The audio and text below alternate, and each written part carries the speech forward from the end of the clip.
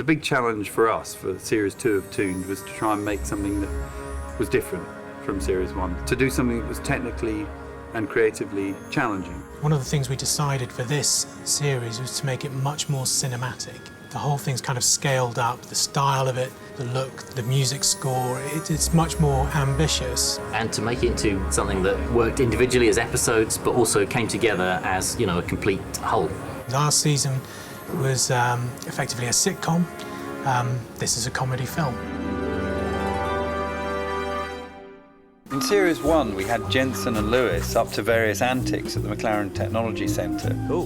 And that was a lot of fun. This year it was Jensen and Sergio, and so they carried on in a very much central part of Series 2, as is the Professor. Alexander Armstrong once again brought huge character and humour to that role. Je suis très délicieux!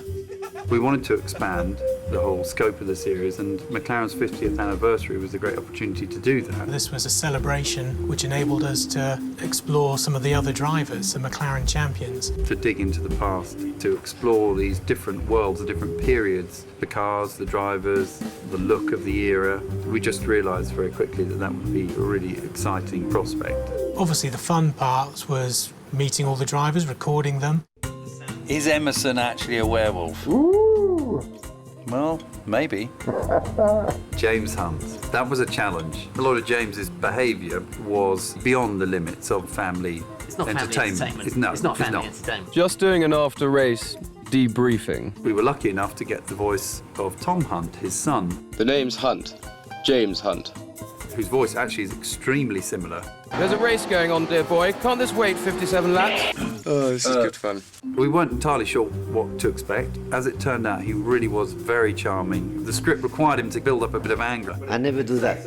I never do that, so that's the problem. We wanted the Senna episode to be as if it was part of the Senna documentary that just didn't make it into the actual movie.